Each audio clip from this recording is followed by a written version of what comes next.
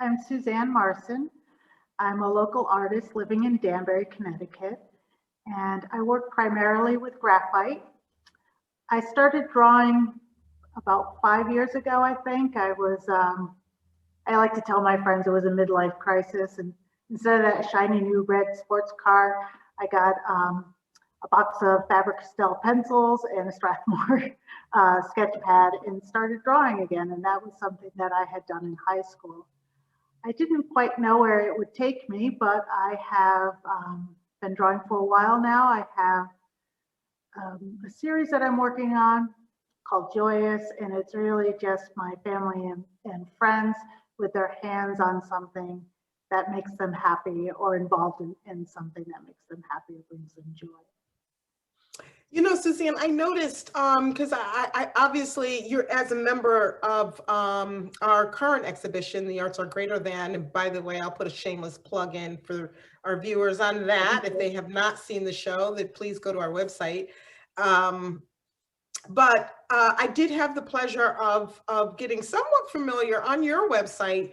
You take the time to share a little bit of your creative process with your work. Do you mind giving a quick overview of what that's all about, your creative process? Sure. I think my process is twofold. If you've seen any of my work, it's very exacting. So there's a technical component to it, and then there's this intangible component that kind of brings the viewer into the process itself. I start by taking photographs, and a lot of photographs of my subject, and I could take over 100 easily. And then I take that back to my studio and work with individual slides, trying to find an angle that I really like, work on the cropping, and finally I settle on a picture or two that I really like. And for me, I find that the line drawing itself is the most important aspect of my piece. And so I tend to spend a lot of time just working that out and making sure all the proportions are correct. And then the shading begins, and that's a very slow process. It takes me about 100 hours to complete a piece. And I, just pick away at it and fill in every nook and cranny that I can. And the untangible part, I think, comes from the viewer themselves. So a lot of my pieces, although I do some portraits, a lot of them are just a portion of the person, like a hand on a base or a hand on a rod, fishing rod.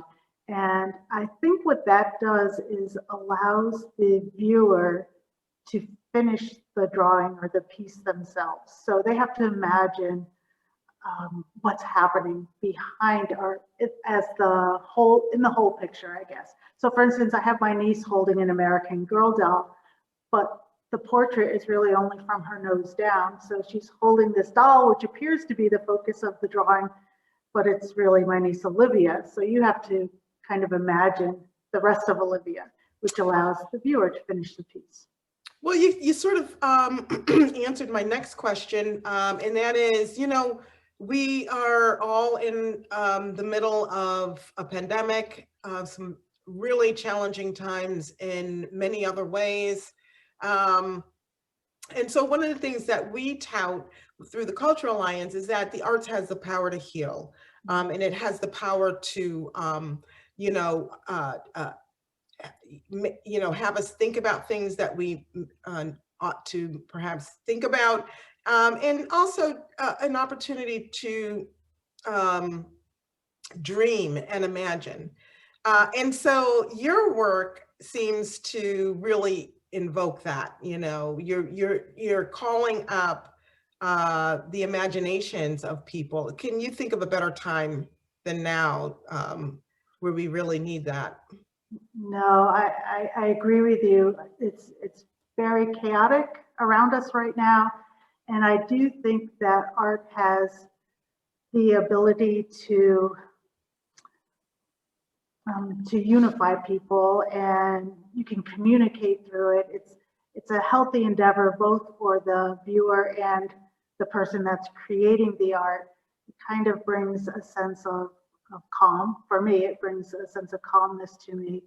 And I know that when I'm looking at a piece of art, that I kind of lose track of what's around me, and I just kind of focus on what's in front of me and imagine what the artist is creating or how this fits in with my beliefs. So I do think art is incredibly important, especially in a time like we're going through. Well, Suzanne, thank you so much for adding to the course of some really creative people during this time that's doing that. Thank you so much for your particular work. Folks, I'm telling anybody that wants to know, your work is so lifelike. So when you share that you take easily 100 photos, you can really see the level and depth of seriousness and professionalism that you put into your work. So we are very fortunate to be connected with you as an organization, and now we hope that others can be connected with you too through Artist Sunday and in other ways. So why don't you tell viewers how they might be able to get in touch with you? Oh, wonderful. I do have a website. It's Art by Suzanne Marsan. There is a contact sheet on that website where you can send me an email. Awesome. Well, good luck on Artist Sunday. We're calling it our Sunday shopping day for local artists. And Suzanne Marsan, one of those amazing people. Thank you so much, Suzanne, for spending a few moments with me. Wonderful. Thank you for having me.